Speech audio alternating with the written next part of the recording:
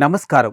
భగవంతుడు కల్పించిన దాంట్లో ఎంతో కొంత అనాథలకు అందించాలనే ఒక మంచి ఆలోచనతో అమ్మా, నాన్న అనాథల పుణ్యక్షేత్రానికి వస్తున్నారు తెలుగు రాష్ట్రాల్లోని ఎందరో మానవతామూర్తులు.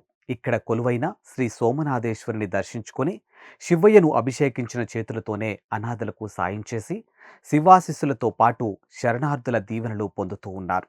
అలా అనాథుల సేవలో తరించేందుకు కుటుంబ సమేతంగా విచ్చేశారు శ్రీహర్రాజు, శ్రీనివాసరాజు అనే సేవామూర్తులు. హైదరాబాద్ జీడిమెట్ల వాస్తవ్యులైన శ్రీహరిరాజు, శ్రీనివాసరాజు గారు అమ్మా నాన్న అనాథుల పుణ్యక్షేత్రానికి విచ్చేసి భక్తి మార్గం సేవా మార్గంలో తరించారు. ముందుగా శ్రీ సోమనాథేశ్వర స్వామిని దర్శించుకుని స్వామివారికి స్వయంగా అభిషేకం చేశారు. అర్చకులు వారి పేర్లపై, కుటుంబ సభ్యుల పేర్లపై, వారి గోత్రమైన వశిష్ఠ గోత్రంపై అర్చనలు చేసి శఠగోప అక్షితలతో దీవించారు.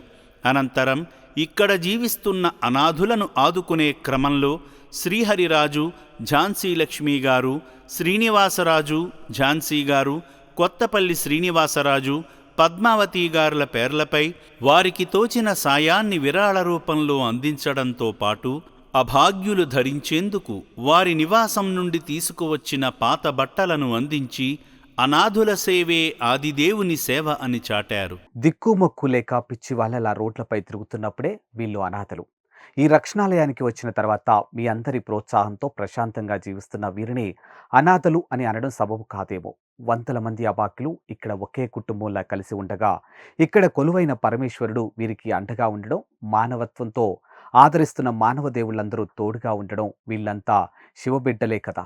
మీ ద్వారా పునర్జన్మ ఎత్తినటువంటి ఈ నిర్భాగ్యుల దీవెనలతో మీ రంగాల్లో ఉన్నత స్థితికి చేరుకొని ఆయురారోగ్య అష్టైశ్వర్యాలతో వర్ధిల్లండి.